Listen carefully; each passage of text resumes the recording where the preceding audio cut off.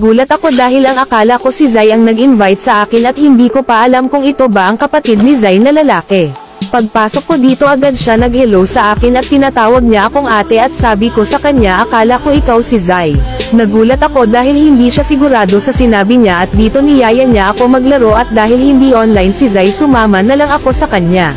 Nagtataka ako dahil ilang araw na hindi online si Zai dito sa ML at susubukan ko tanungin dito sa kapatid ni Zai kung nasaan ba talaga si Zai at ano ba talaga ang ginagawa niya.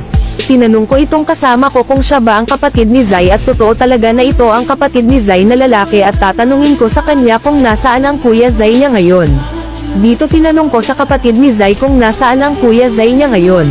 Nagulat ako sa sinabi niya na ng babae raw si Zai, hindi ko alam kung nagsasabi ba ito ng totoo o baka inaasar lang ako nito. Tinanong ko siya kung totoo ba ang sinasabi niya at hindi ko inaasahan ang sasabihin niya na totoo raw ang sinasabi niya kahit tanungin ko pa raw sa kaibigan ni Zai. Hindi ko alam kung ano mararamdaman ko ngayon kaya sinabi ko na lang sa kapatid ni Zai na hayaan ko na lang si Zai kung ano ang gusto niya gawin. Nagulat ako dahil tinatanong ako ng kapatid ni Zai kung mahal ko raw ang kuya Zai niya. Kahit nalaman ko ang mga pinaggagawa ng kuya mo sasabihin ko pa rin na oo, mahal ko siya kahit ang sakit ng nararamdaman ko ngayon. Dito ako nagulat sa sinabi ng kapatid niya na kahit raw may dalawang babae si Zai. Hindi ko alam kung totoo ba sinasabi niya dahil baka sinisiraan lang niya ang kuya Zai niya.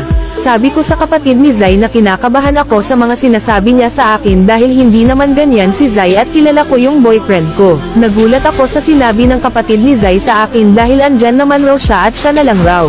Ang sakit na nga ng pakiramdam ko na patay pa ako dito. Biniro ko siya dito na isusumbong ko siya sa kuya Zai niya at agad naman niya dito binawi ang sinabi niya.